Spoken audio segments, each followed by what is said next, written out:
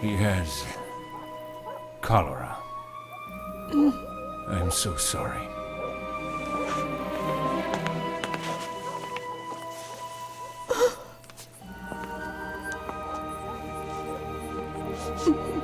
Papa, Mama, listen to me. I had a dream about the future. I will become an engineer, and I will be world famous for my inventions. Nicola, my son, before you were born, I made a solemn vow to God that you would serve him. If he heals you, you will become a priest. Papa, please.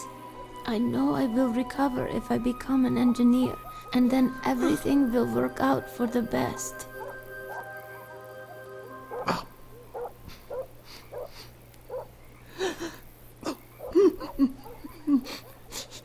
Oh, God. Oh, God. Please forgive me. I beg of you, forgive me.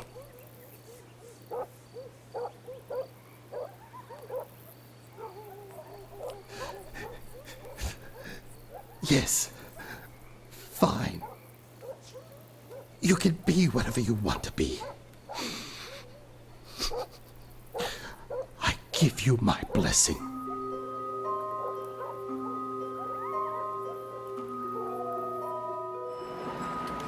Mr. Tesla, I imagine because you are here now giving me this interview, that must mean you've recovered, thanks to God or someone else. Yes, to the complete surprise of everyone in my village, I made a complete recovery in just a few days. I continued in school, at the Graz Institute and Paris University, becoming a successful electrical engineer. The illness led me to discover abilities I never suspected I had. I started to have these clear visions. Flashes of light began to cover the pictures of real objects. In time, they simply replaced my thoughts. My mind developed a new and different process. Using this process, I could construct an invention in my mind first, where I could perfect it. And only after designing it completely in my mind would I then test it in the laboratory. That's the way it's been, all of these years. Stop that.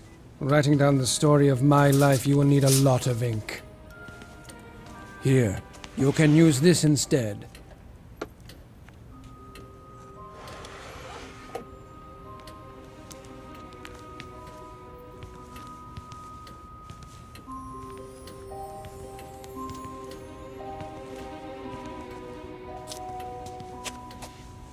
This is a device for recording sound. Quite a great invention. It was not me who invented it, no. It was that damned Edison. Say something. What should I say? Whatever.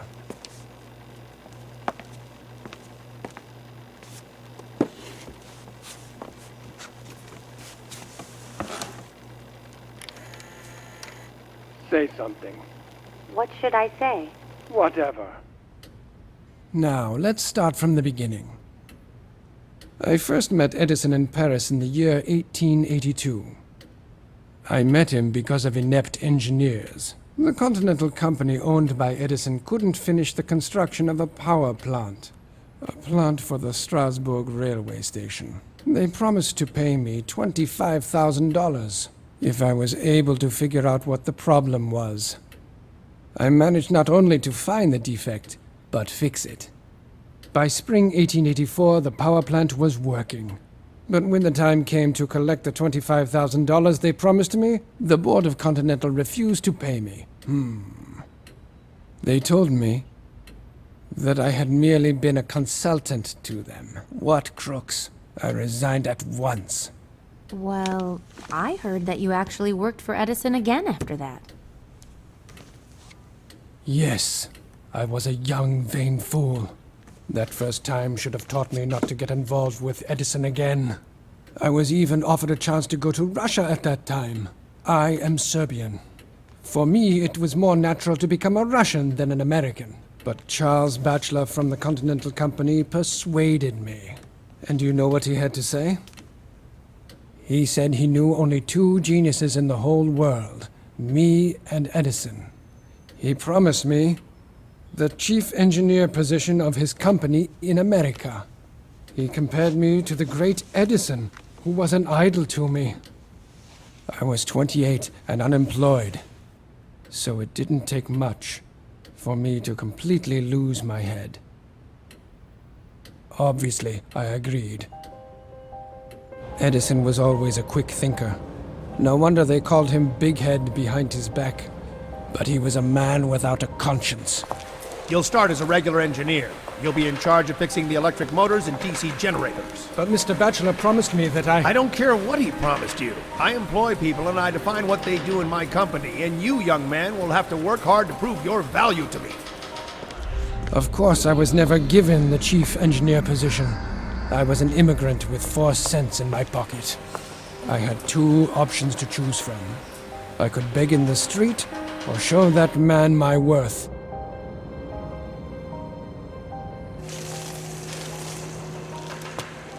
I began to work like a man possessed.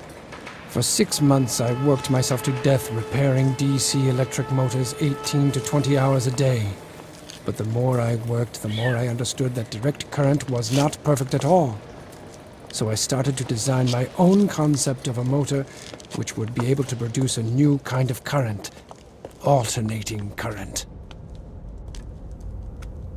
As opposed to Edison's preference, direct current, alternating current is changing its magnitude and direction all the time. These changes are called the frequency.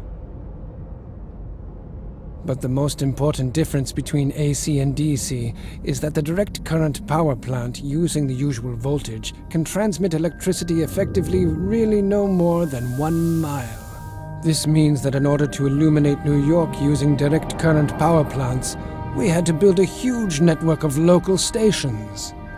But with alternating current, this would not be the case. Using AC to illuminate New York, we needed only one big power plant.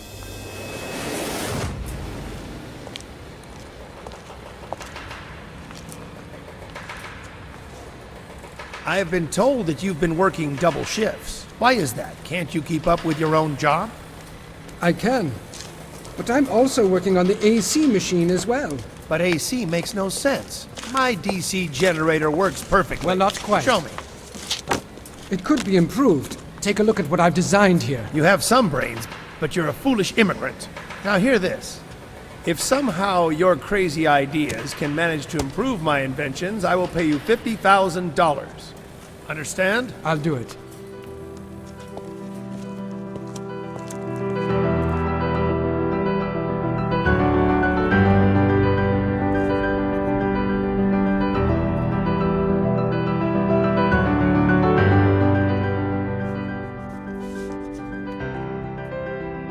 But I didn't give up on the idea of using direct current to generate power. I fully immersed myself into the work and soon was able to present Edison with not 1, but 24 different improved direct current motors.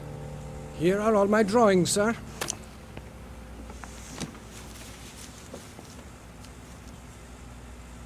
Not bad. That is, not bad for an immigrant. So when will I be getting my $50,000? 50,000? Young man, you don't seem to understand American humor. Taking into account your efforts, I'm willing to increase your salary from $18 a week to, let's say, $26 a week.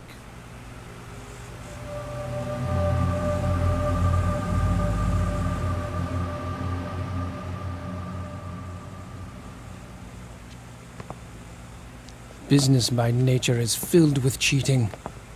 And there was nothing uniquely American in the fact that I was duped. But it was one thing to be deceived by the functionaries in Edison's office in Paris, but here, I quit immediately. I was forever disillusioned in the great American inventor Edison.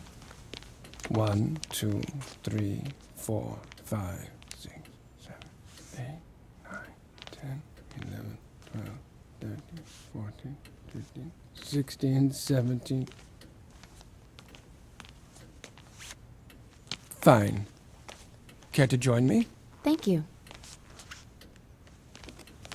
I try to keep to a schedule.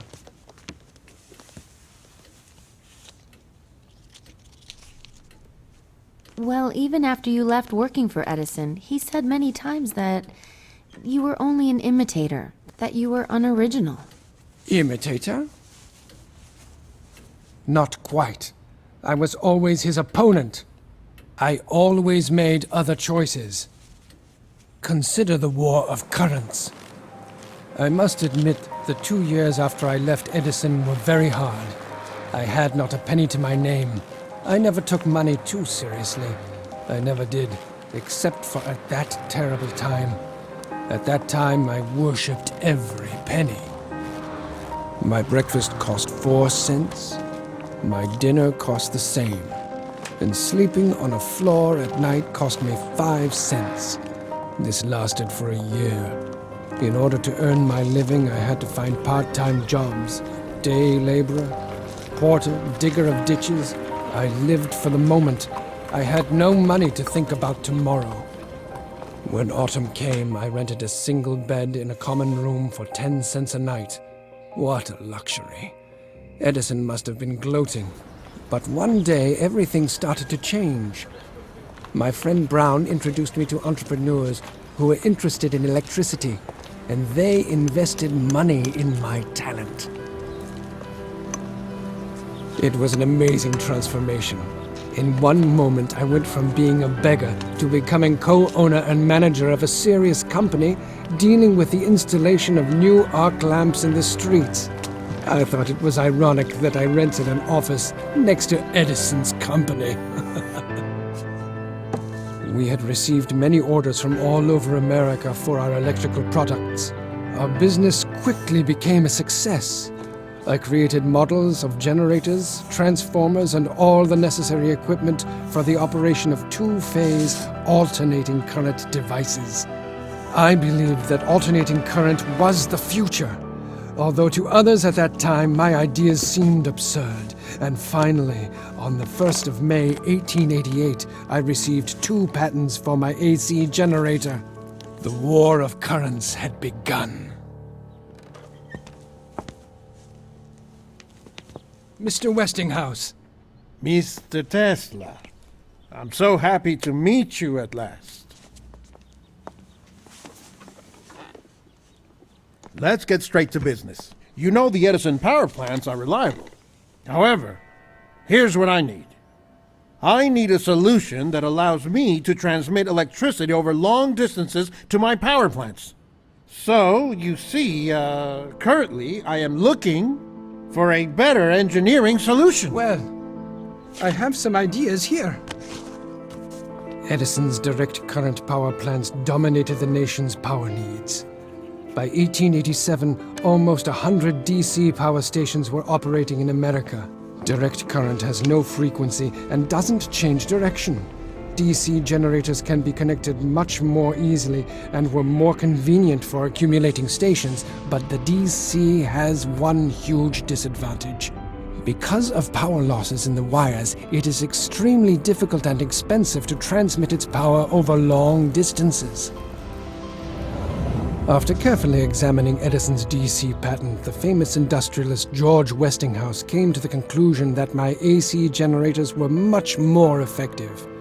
So he offered me $1 million for all the patents I already had, and promised to pay $1 for each horsepower produced by generators designed by me. So I became a consultant for Westinghouse. That day I gave my dear friend Brown a check for $500,000 for everything he did for me. A new era began in my life.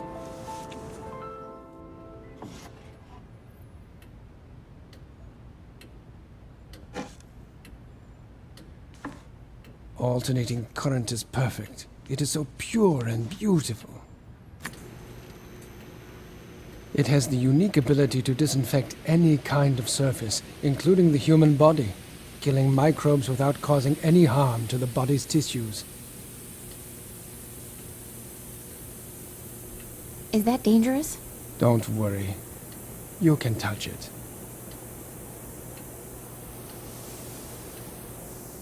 Go ahead. There's no need to worry, young lady. I've passed 1,000,000 volts of current through my body, and you see, I am still very much alive. If the frequency is above 700 hertz, the current simply flows over your body. Isn't it wonderful? Together with Westinghouse, we created the first stable working AC generator. Finally, Edison realized that his reign as the electricity king was coming to an end. Sir, a letter for Mr. Tesla.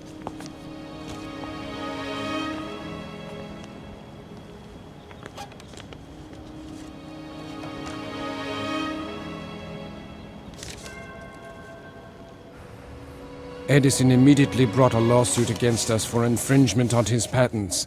But of course he lost, as all my inventions were authentic.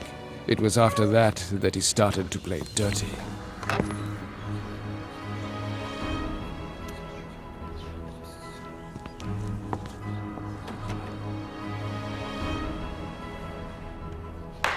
At Edison's instigation, a new type of execution was adopted. The electric chair. And of course it used my alternating current. Poor Westinghouse objected and even hired a lawyer for Kemmler, who was the first person in the world to be sentenced to death by electric chair. What a grisly way to die. Despite all Edison's attempts to discredit my inventions and tarnish my reputation, my alternating current became more and more widespread. Westinghouse and I were gaining ground in this war of the currents. But the sweeping success of AC played a cruel joke on my benefactor and supporter Westinghouse. One day his investors remembered about the agreement I had made with Westinghouse.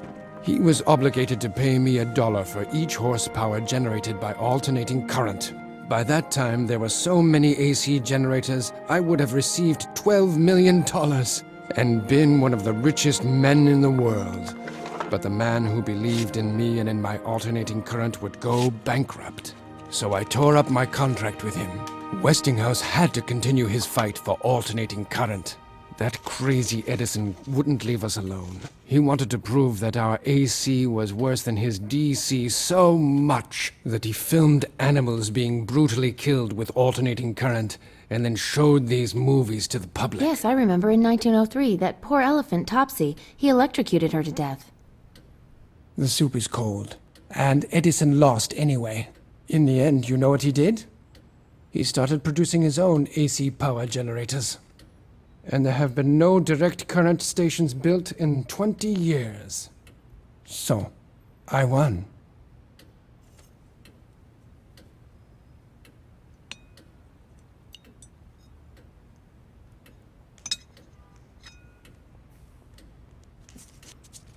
$320 milliliters.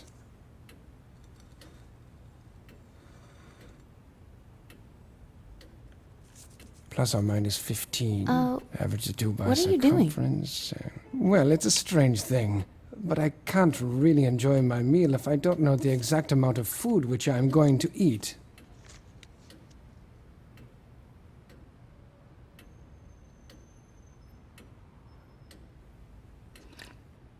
As for Edison, I have never seen him again. Never. Even after he burned my laboratory. You mean the fire on Fifth Avenue? Many speculated it could have been sabotage. Even at that time, people were asking which of your employees were bribed by Edison. Do you know how it came to this? For 7 years, I worked in my laboratory studying magnetic fields and high-frequency currents. It was a productive period for me. As a result of my work, I received many patents, almost as many as Edison. As a result, the American Institute of Electrical Engineers invited me to lecture about my achievements in front of the most prominent electrical engineers of that time. I lit lamps simply by putting them in an alternating electromagnetic field. I showed how to transmit electricity without wires. I sent out lightning and used my hands to pass a current of 1,000,000 volts through my body. It was a huge success. I received a great ovation, and for the first time was called by my peers a man of the future. They offered me Faraday's chair, saying that since his death, no one else had been worthy to sit in it. Then they let me sip the whiskey from Faraday's cherished bottle. It was a great honor. Edison, of course, could not stand them recognizing me. On the 13th of March, 1895, there was a fire in my laboratory on South Fifth Avenue. All of my property was burned, as well as all the records for the last 10 years. As a result of the fire, I went completely bankrupt. Of course, Edison was not so stupid as to leave any evidence that he was behind the fire. But who else could have benefited from this? Within half a year, my business began to thrive again.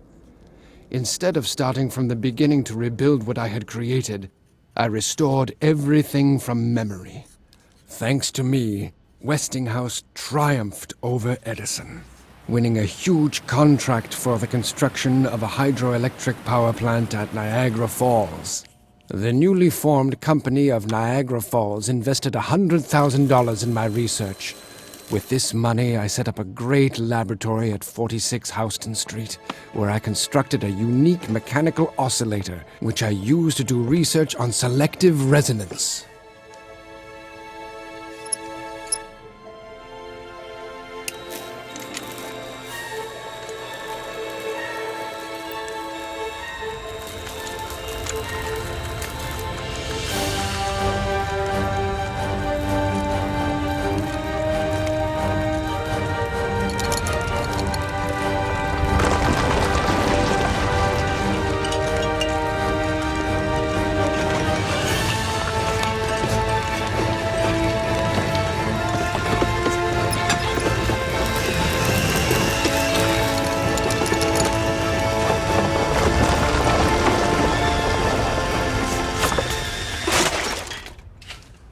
I could destroy the Brooklyn Bridge in a couple of minutes. That's what selective resonance means. It's possible to destroy any object you choose with a stationary, uniform vibration.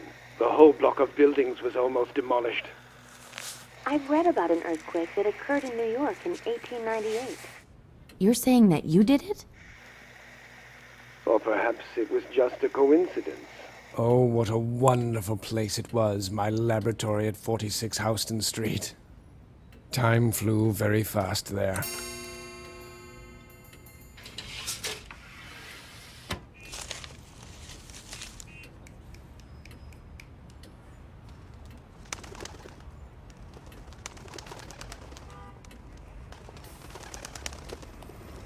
I envy the pigeons.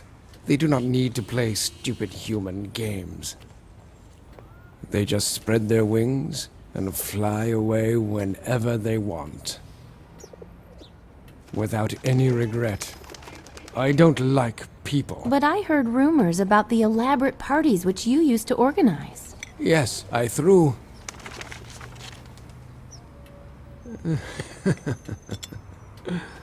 I threw great feasts, which were attended by the most interesting people of the time. Brilliant, famous people. Kipling would read his poems to us. Mark Twain would make everyone laugh with his famous stories. Dvorak played piano.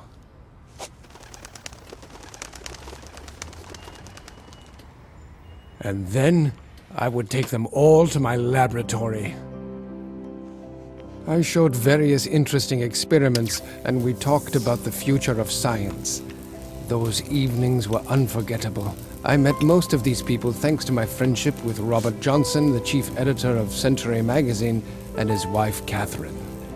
Catherine and I became great friends because we shared a great love of poetry. I never met a woman with such exquisite literary taste. Together, she and I even translated and published a collection of Serbian poetry. But the poetry we were most impressed by were the poems of Jovan Zmaj.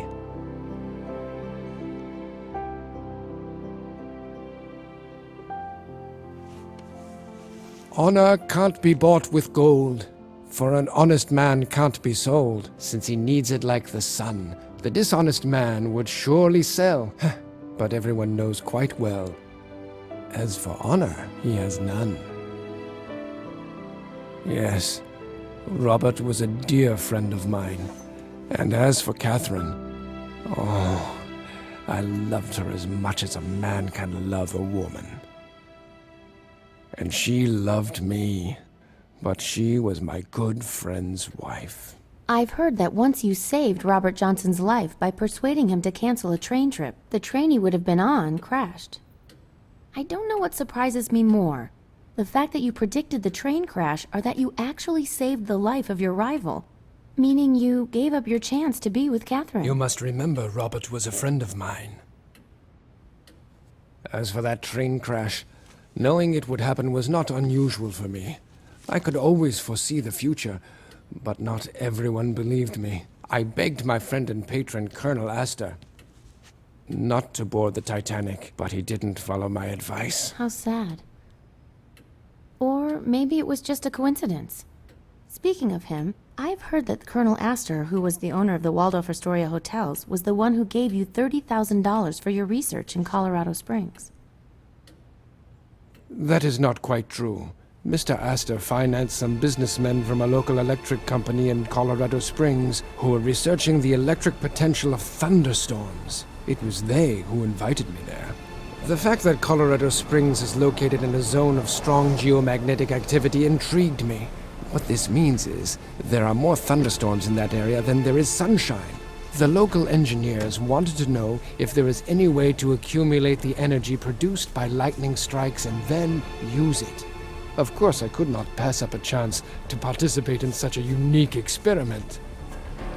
The laboratory I built there was ideal. I put up a sign there saying, "Abandon all hope, ye who enter here," and began to do my geomagnetic research. In the center of my lab, I built this massive transformer.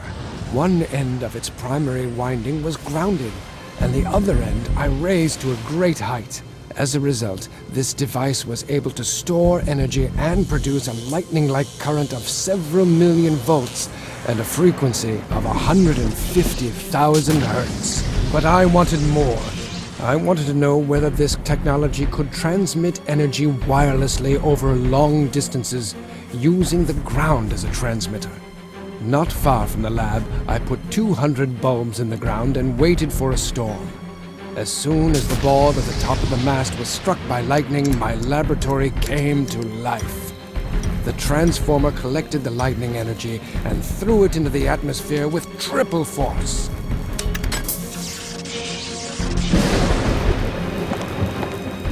Try to imagine it. I had created man-made lightning that was 40 meters long. The energy flow covered the city. The entire city was literally saturated with electricity. I didn't expect such an effect, but my theories had been proven. I was able to transmit an electric charge wirelessly across the ground. 200 bulbs were lit at a 25-mile radius from the Tower Razam. Unfortunately, the local power station was not ready for such a large-scale experiment. The city's generator simply burnt out. After that incredible experience, I wrote an article about the possible uses of currents transmitted by high-frequency standing wave energy. This had practical application for lighting, heating, the control and movement of electric transport. Electricity could be used everywhere. It could be transported through the ground, in the air, used for automatic machines. The wireless uses of electricity are endless. Yes, I remember reading it. There were so many fantastic predictions. How to harness energy from the sun, aluminum, the metal of the future, using the Earth's internal heat, transfer of electric power anywhere in the world without the use of wires, interplanetary radio communications. It was that article I wrote that caught the eye of the well-known banker and industrialist John Pierpont Morgan. And he decided to meet with me. Imagine how much benefit wave energy could have for mankind. That sounds interesting. I want you to work on the development of radio communications. I need a cheap but reliable connection that will work so I can communicate over long distances. To get you started, I'll give you $150,000 to cover your costs of research. After that, we'll talk. Radio. What mediocrity.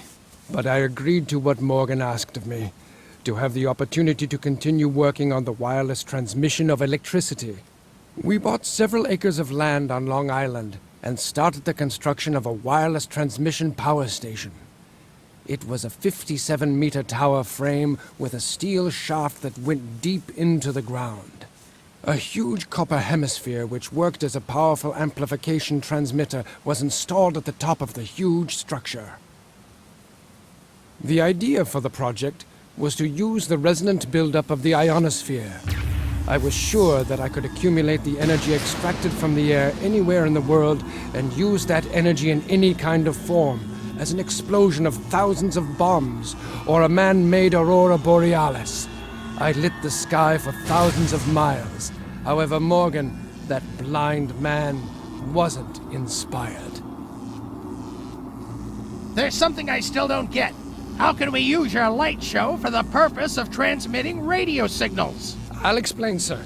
The real future use of this experiment is As you know, communicating by Marconi me. sent radio signals from England to Canada 5 years ago. I invested in you because I knew about your outstanding abilities. But after what I've seen today, I still need a radio. Mr. Morgan. Sir.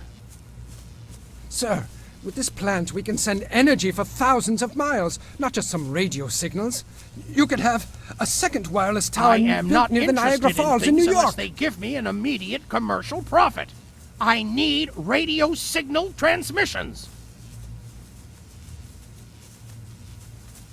Marconi! I want you to know I was 3 years ahead of Marconi, that simpleton.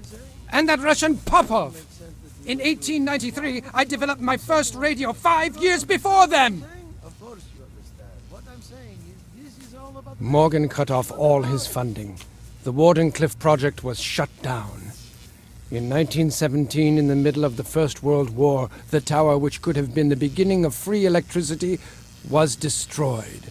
The United States government suspected that German spies might somehow secretly use the tower as a radio transmitter. However, Morgan didn't stop me from managing to achieve something monumental. I was able to conduct only one complete experiment under the Wardenclyffe project, but how great it was! To avoid any loss of life, I found the most remote location in eastern Siberia and sent through the ionosphere a huge burst of energy to Tunguska, and that is where it exploded. The entire northern hemisphere saw that light that I had created. Wait a minute. Are you implying that the Tunguska meteorite explosion was you? I'm not implying anything. I was forced to sign a non-disclosure agreement by the US government. But those who had eyes could see the truth. Come, take a look. No wonder those damn security services still keep track of me. What makes you think he's a federal agent? Because with the sheer enormity of my intellect, my mind could still create a massively destructive weapon. The Tunguska meteorite was only the beginning. I designed the rays of peace which could destroy thousands of planes 100 miles away. Every country would be able to defend itself with an invisible Great Wall by putting towers with the rays of peace along their nation's borders.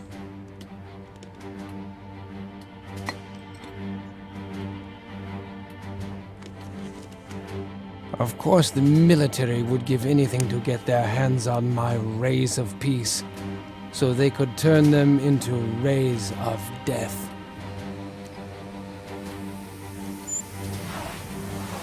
Because if my rays of peace were placed in a certain configuration, anything surrounded by them would be utterly destroyed. I could be the main secret weapon of the Pentagon, but I hate war. But that's the way our world works. Governments have a way of turning peaceful inventions into weapons.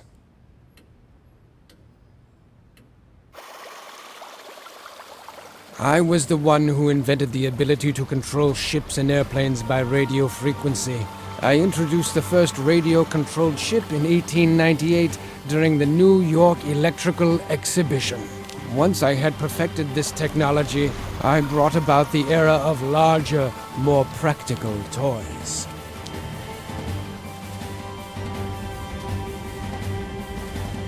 My research and experiments made it possible to control a warship remotely from the shore at a distance of 25 nautical miles.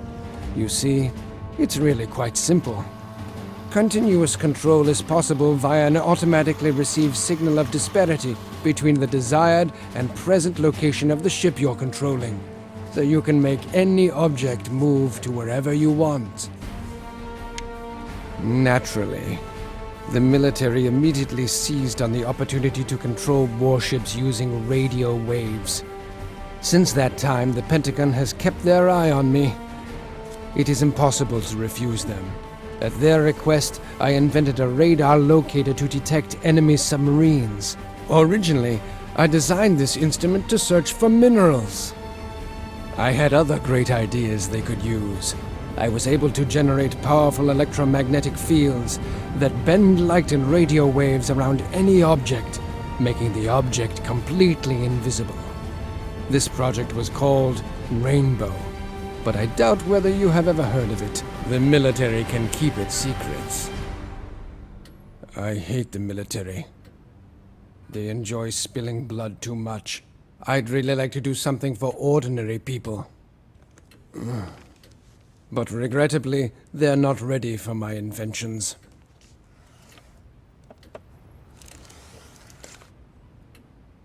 They're blind and stupid. Once I decided to prove to the general public that energy is present in the air, so I designed and assembled an 80-horsepower alternating current electric motor. Then I installed it in a new car, replacing the gasoline engine as its power source. My electric motor functioned flawlessly for an entire week without an additional power source. It also accelerated the car up to a speed of 150 kilometers per hour. But to my great surprise, none of the entrepreneurs or the public were interested in my invention. It was astounding. Was there really no one who would be interested in something that cannot be sold? Because people would never have to pay for energy from the air. At that time, a couple of newspapers published articles accusing me of having connections with the evil spirit. This deeply offended me. I took my motor and never again showed it to anyone. When I lie quiet in bed at ease, then let my time be done. If you fool me with flatteries, till my own self's a joy to me.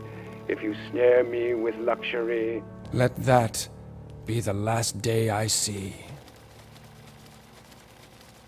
Goethe. Right.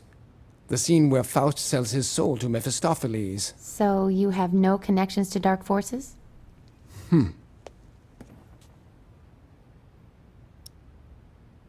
I often find myself quoting Faust. He thinks as I do. We are both ready to give everything we have for nature's secrets. Because of this, when I am reading Faust, it helps me to think.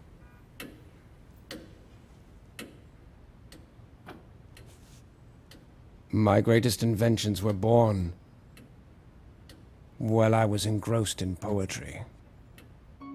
In 1915, the Nobel Committee even wanted to give me the Nobel Prize in Physics, but I refused it.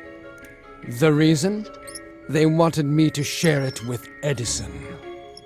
I must admit, to his credit, Edison did the same. However, I couldn't refuse the gold medal of Edison given to me by the Institute of Engineers and Electrical Technicians.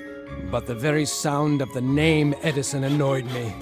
So I cut the medal in half and used the gold to pay 2 of my secretaries for their work. Can I take the dishes and clean the room now? Take the dishes away, and leave us immediately. I can't stand earrings, especially pearls.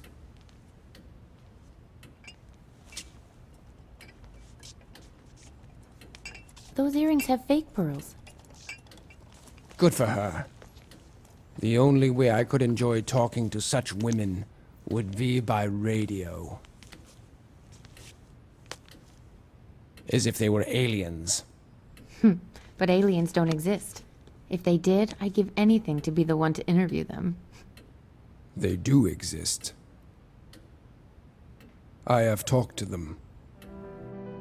In the first quarter of this century, everybody went mad because of the popularity of a new medium, radio. People with money to invest didn't want to talk about anything except that damned radio.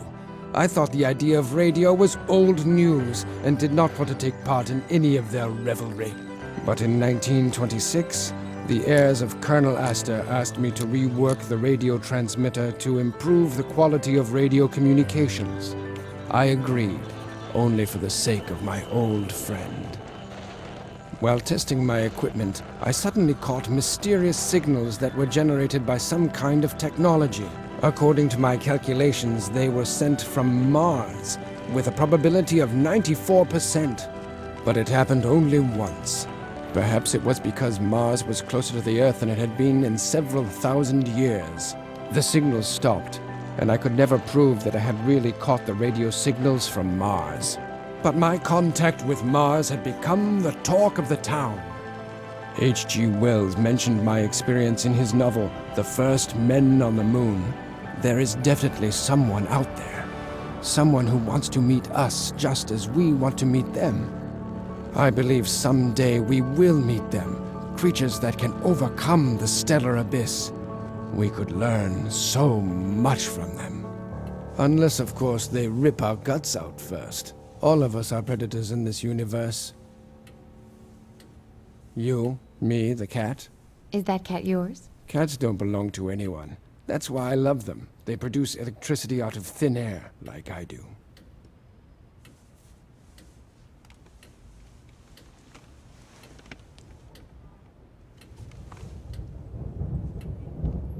And like myself, cats have a free spirit.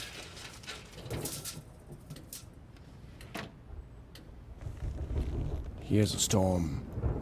So aren't you afraid? Me afraid of the storm? Once when I was a child, there was a terrible electrical storm. A tree next to me was struck by lightning. I felt as if the electricity was passing through me, but I didn't feel that it was hurting me. That's why I feel like I'm part of the storm when it arrives. I don't need a generator to produce power. I understand the greatest mysteries of existence. I can control the energy of the universe. I possess that kind of power.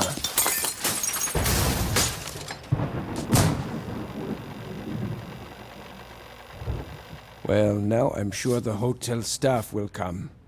And the bill will come to about $200. Excuse me, sir. Can you explain this mess you created? I'll pay for it. Clean it up later. Now get out. Luckily, poverty doesn't threaten me anymore. I am the honorary director of the Belgrade Scientific Research Institute. They give me a fixed salary. The motherland helps. As I told you, I can foresee the future, and I will now make a prediction. You'll see one day money will love me so much that my face will appear on banknotes. You mean your face would be on money? Like Franklin, Lincoln, and I Washington? know it will. We've spoken enough of this. Now tell me about the future. You promised. Of course. But you must comprehend that the future begins right now. It should be common knowledge that corporations are buying advanced inventions and then putting them under wraps in order to have a monopoly on technology in this world. In spite of that, these inventions will slowly make their way into our world. Electric motors will replace internal combustion engines. People will talk across great distances using personal radios. Electronic calculation devices will be carried in a suitcase. There will even be a unified information system throughout the world. It will be possible to send any information wirelessly anywhere. And energy too. Imagine this if you can. We will be able to send electricity wirelessly to the remotest areas on Earth. Another startling development will be the creation of artificial intelligence helping humans in their activities, but it will also be used as a weapon capable of manipulating people.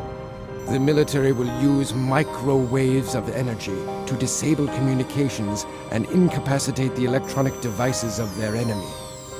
And by gaining control of ionospheric energy on a global scale, we will be able to create earthquakes. I predict you will live to see all these things. What a future. A terrible and great time is waiting for us. For you. But I won't see it. My time is short. I have only one more day on this earth. Tomorrow. You're the last. No more visits, talks, or women. Women? Eleanor Roosevelt, the First Lady. She invited herself to be my guest the day after tomorrow. Unfortunately, Mrs. Roosevelt was so persistent that I couldn't refuse her without causing a public scandal. That is why my departing will solve the situation perfectly. In fact, that's why I agreed to meet you. Because I am out of time. But now that the story has been told, it is time for you to leave. But, sir, we haven't... I wish I could tell you much more about my many developments. Solar batteries, artificial intellect, gas turbines. But as I said, I am completely out of time. We will never meet again. No one will ever know to where I've disappeared. But, sir, Not another word. Just go. What a pity. You'll never have the opportunity to use all the things you heard from me.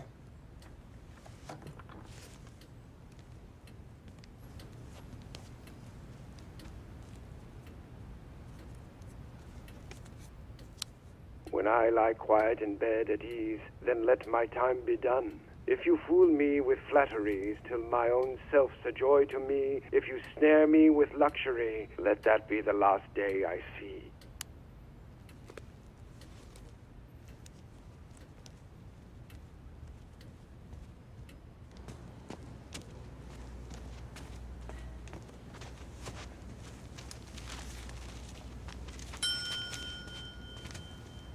I'll take that tape recorder you have, please.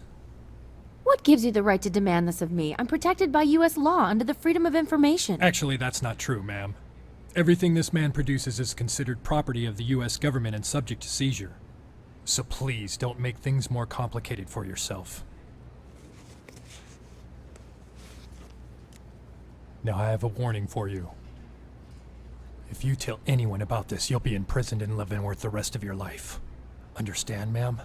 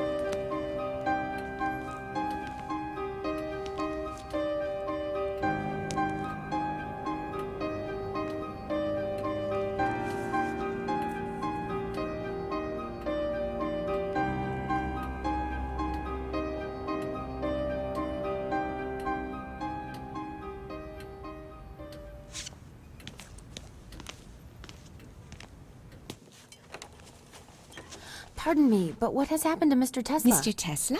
He lived here, in this room. No such person ever lived in that room.